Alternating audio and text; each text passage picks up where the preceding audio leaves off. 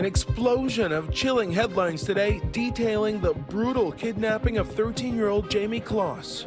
Spotted at her school bus stop, mom made to tape her mouth shut, her parents murdered in cold blood. On a Monday evening, on the 15th of October 2019, alerted by the family dog's barking, havoc followed in the Closs household. Jayme Closs found herself being gagged and bound in the back of a vehicle. In the midst of falling in and out of consciousness, she was unaware of the danger that ensued after ahead and how this one incident would change the trajectory of her life forever. Who was this intruder, and what traumatic chain of events did he leave in his wake? Jayme ended up being a strong survivor of this abduction. Hi, and welcome back to Crime Case Files. We offer our deepest condolences for the insufferable loss of her parents. Born to James and Denise Closs in Wisconsin City on July 13, 2005, birth name Jayme Lynn Closs was an American student at the Riverview Middle School in Barron who had a keen interest in dancing at a local studio. She was quiet and shy as a child and had a close-knitted relationship with her mother. Due to her somber persona, she was often perceived as someone who was bashful and sweet. She would be what is considered as an ordinary American citizen, yet the events that took place shifted her completely off her axis. Little information is found on her daily life as a student or her role in a family setting, but it goes without saying that this was no less than a black swan event for Jayme.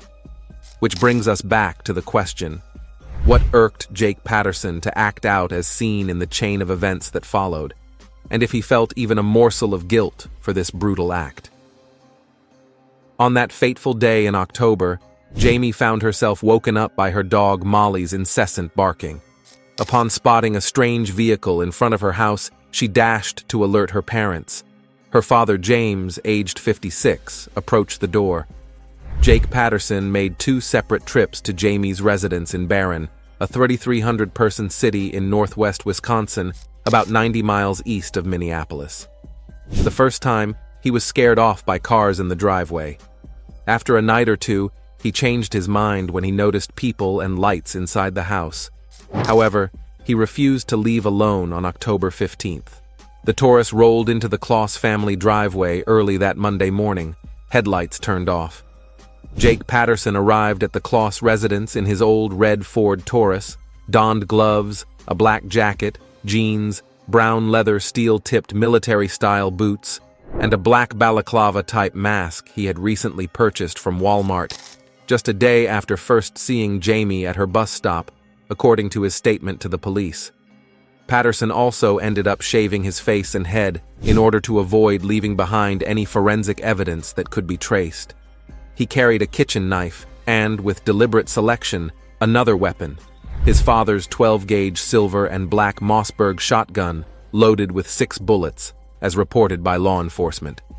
Patterson parked, stepped out silently, and approached the red brick entrance stairs. 13-year-old Jayme and her mother, Denise, aged 46, found refuge in the bathroom. They secured the door by locking it and barricading it with a cabinet drawer. The mother and daughter then stepped into the bathtub and closed the shower curtain. Meanwhile, to the left of the front door, James Closs stood behind white blinds, clutching a flashlight. Patterson yelled at Jayme's father to get on the ground, but James Closs remained still, the beam of his flashlight piercing through the window. Mistaking Patterson for a cop, James Closs demanded Patterson to prove his identity by showing his badge. As he peered through the glass, he found himself staring down the chrome-plated shotgun barrel. Patterson, without hesitation, pulled the trigger. The deafening blast shook Jayme, who huddled in the tube. In that horrific moment, she knew her father was dead. Her mother dialed 911 on her cell phone. At approximately 12:53 a.m., the call reached the Barron County Dispatch Center, located just 3 miles from the Closs family home. The line was silent, except for the sounds of terrified screams. A dispatcher attempted to return the call and reached Denise Closs's voicemail. Outside, Patterson aggressively attempted to breach the door. He ejected a spent shell and aimed another blast at the doorknob. The door gave way, and he stepped over the lifeless body of Jayme Closs. Patterson, gripping a flashlight, silently moved through the rooms, stalking his prey. He checked the rest of the house, finding it empty. Returning to the bolted door, he attempted to kick it open without success. He resorted to repeatedly slamming it with his shoulder. After 10 to 15 blows from the upper half of his 6-foot, 215-pound frame, and the door finally split in two. He tore down the shower curtain to reveal Jayme Closs, who clung to her daughter in what the intruder would later describe as a bear hug. Patterson handed Jayme Closs a roll of duct tape and ordered her to silence her daughter by covering her mouth. When Jayme hesitated and struggled, Patterson, with his weapon resting on the sink, took matters into his own hands and applied the tape to Jayme's mouth. He proceeded to bind Jayme's wrists and ankles and assisted her out of the tub. With chilling resolve, he pointed the shotgun at Jayme's head and, averting his gaze, squeezed the trigger. Patterson seized the teenager and struggled on the blood-smeared floor as he pulled her toward the door. He managed to drag her across the yard and forcibly shoved her into the trunk of the Taurus. The entire horrifying episode lasted only 4 minutes. As Patterson made his escape, 3 Barron County Sheriff's deputies were already en route to the scene. He took off his mask, and his shotgun rested beside him. He pressed the gas pedal, but a mere 20 seconds into his getaway, he found himself slowing down amidst the flashing lights and blaring sirens. One of the deputies noticed the Taurus yielding to the passing squad cars. Little did they know that this car would cross paths with law enforcement multiple times during Jayme's harrowing ordeal. Patterson, prepared for a potential gunfight, later confessed to investigators that he, most likely, would have opened fire at the police if they had attempted to stop him. Around 1 a.m., at the Closs family residence, deputies made the grim discovery of the lifeless bodies, while Jayme was nowhere to be found. The resonating tone of an Amber Alert swiftly alerted cell phones across the state. Over a span of 3 months, law enforcement and dedicated volunteers scoured the northern Wisconsin region in a relentless search for Jayme. Detectives diligently pursued thousands of leads, and the FBI, in a bid to encourage cooperation, put up a $25,000 reward for any valuable information. To further boost the efforts, her parents' employer also contributed an additional $25,000. Jayme's image was widely disseminated on posters, touching the hearts of countless strangers who attended her parents' funeral and rallied around her cause. Neighbors came together at various events held in her honor, and concerned relatives made heartfelt appeals to the public, urging anyone with information about her whereabouts to come forward.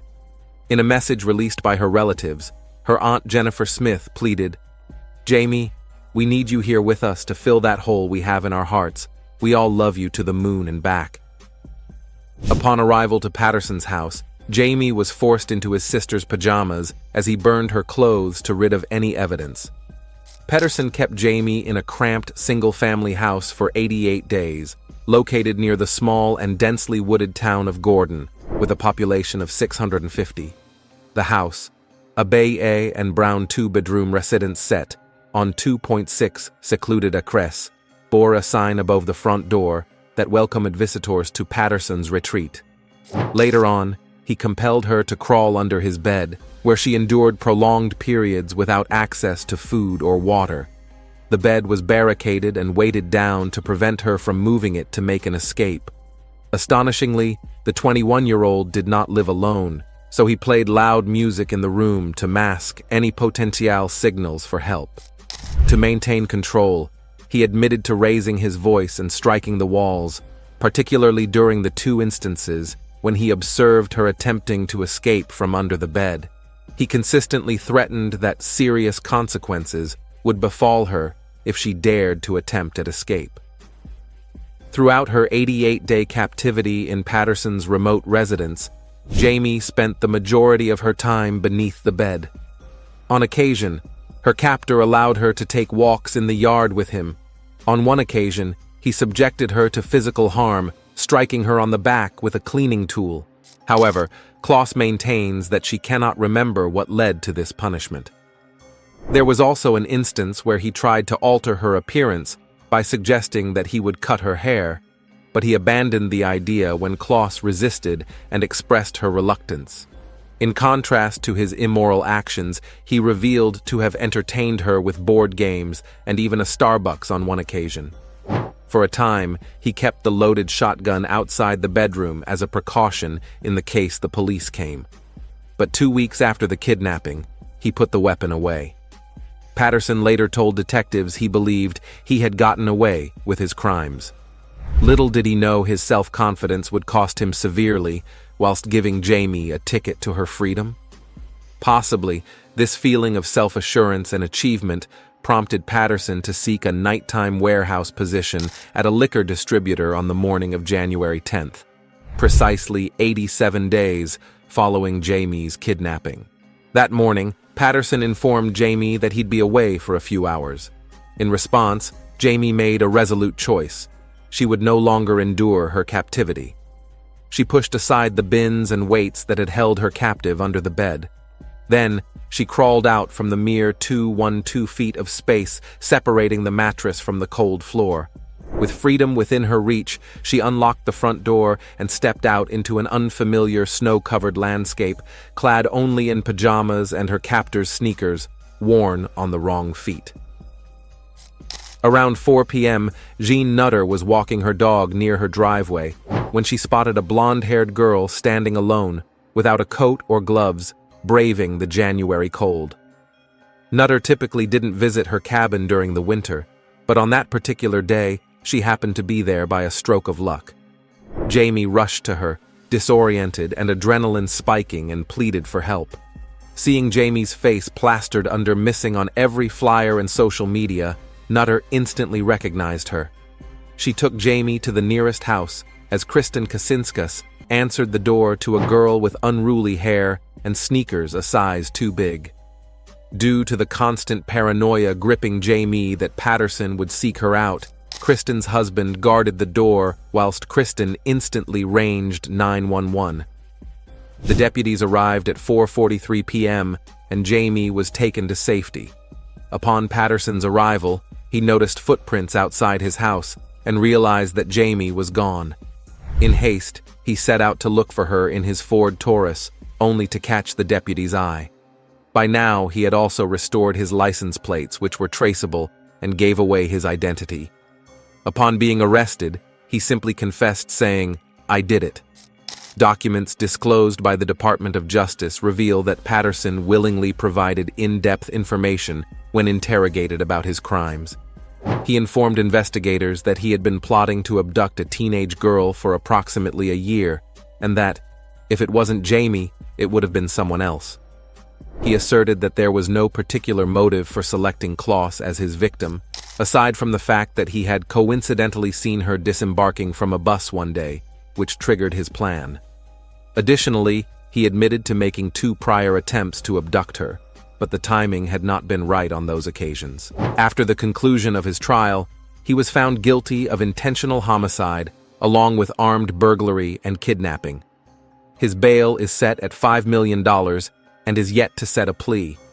Investigators state that he went into morbid details of his confession and insisted that his plan would have been carried out expertly had he been a little more meticulous about it. He informed officers that they had conversed extensively but never delved into specifics about how he had taken her parents' life that night. He claimed to be overwhelmed with guilt over the incident, to the point where he once got intoxicated and promised to send a letter to her aunt if she wrote one. However, upon sobering up the following day, he decided against it, convinced that he had successfully evaded capture. Patterson admitted to having had sexual fantasies about his victim and revealed that they had shared the same bed. He explained that he felt too burdened by guilt to act on it after rendering her an orphan. A year following her abduction, Jayme issued another statement, expressing her growing strength and her return to activities she finds enjoyable, along with spending time with friends. The family attorney, Christ Gramstrup, stated that Jayme is courageously moving forward and taking back control of her life. Her remarkable spirit and resilience continue to be a source of inspiration for everyone in her circle. Reflecting Jayme's escape to freedom on January 10, 2018, Smith expressed her gratitude for the neighbors, law enforcement officers who tirelessly pursued justice, and the global community that remained focused on locating her. Above all, she commended Jayme's courage. "We always want to say and remind others never take life for granted," Smith said. "You never know what tomorrow will bring.